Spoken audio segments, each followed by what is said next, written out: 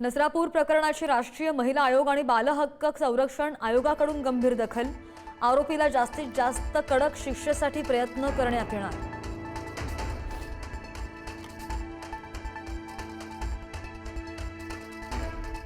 नसरापूर प्रकरणातील चिमुकलीला न्याय देण्याच्या मागणीसाठी ग्रामस्थांचा नवले पुलावर ठिय्या। अखेर 4 तासांनंतर पोलीस बळाचा वापर करून आंदोलकांना हटवलं।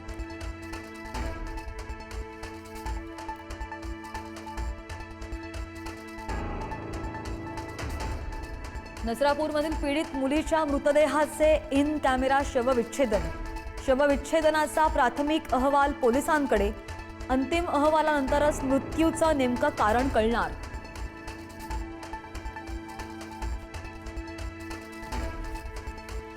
भोरच्या नसरापूरमध्ये 3.5 वर्षांच्या चिमुकलीची अत्याचार करून हत्या। 65 वर्षीय आरोपी भीमा कांबळेला 5 दिवसांची पोलीस कोठडी।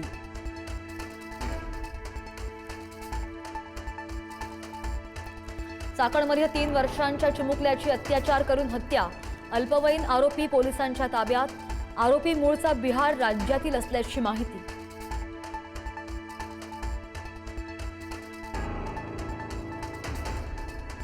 नाशिक टीसीएस कंपनी धर्मांतरण प्रकरणातील फरार संशयित आरोपी निदा खानचा अटकपूर्व जामीन अर्ज कोर्टाने फेटाळला। निदा खानवर अटकेची टांगती तलवार।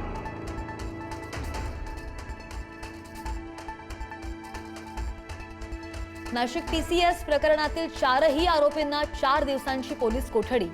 पुढील 4 दिवसांमध्ये तपासाला निर्णायक दिशा मिळण्याची शक्यता।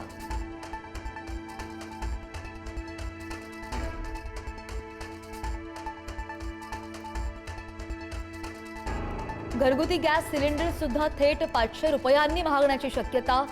सोमवारनंतर कोणत्याही क्षणी दरवाढीची शक्यता।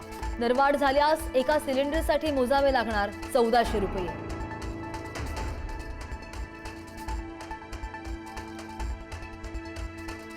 तर व्यावसायिक सिलेंडर महागल्यानं हॉटेलमधील अन्नपदार्थ 10 ते 15% महागणार।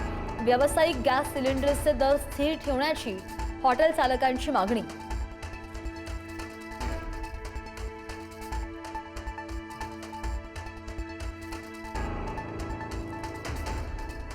श्रीमंतांचा मालमत्ता कर दंड कमी करण्याच्या मुंबई महापालिकेचा घाट।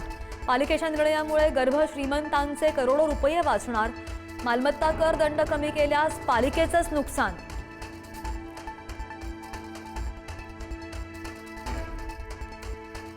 अंदमान बेटांवर मान्सून 21 ते 25 मे दरम्यान दाखल होण्याची शक्यता। अंदमान बेटांवर मान्सून निर्मितीला सुरुवात। तर विदर्भ आणि मराठवाडा या भागांमध्ये उद्यापासून पावसाचा इशारा।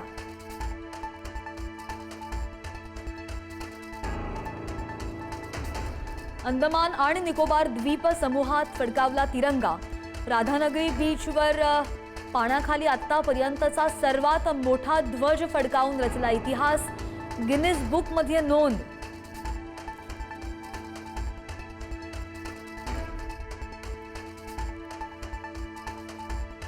रितेश देशमुखचा राजा शिवाजी चित्रपटाला प्रेक्षकांकडून भरभरून प्रतिसाद। 2 दिवसात जवळपास 20 कोटींची कमाई। मराठी प्रेक्षकांची वाढती गर्दी।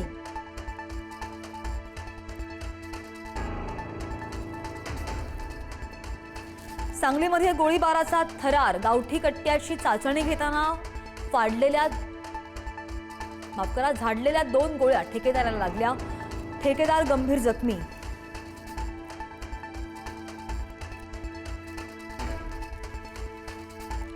कॅनडामधील सुरेश शहरामध्ये गोळीबार। कपिल शर्माच्या कॅफे शेजारच्या कॅफेवर गोळीबार।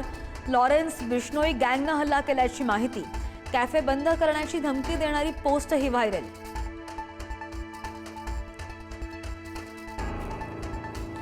केरळमधील कीडंगूर महाविष्णू मंदिरामध्ये हत्ती उधळला। वाहनांवर हत्तीचा हल्ला। या हल्ल्यामध्ये एका ट्रक चालकाचा मृत्यू तर महावत गंभीर जखमी। 2 तासांनंतर हत्तीला शांत करण्यात यश।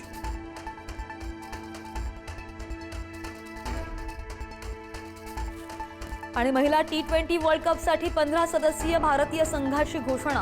हरमनप्रीत कौर कर्णधार, स्मृती मंधाना उपकर्णधार। भारताचा पहिला सामना 14 जून रोजी पाकिस्तान विरुद्ध होणार।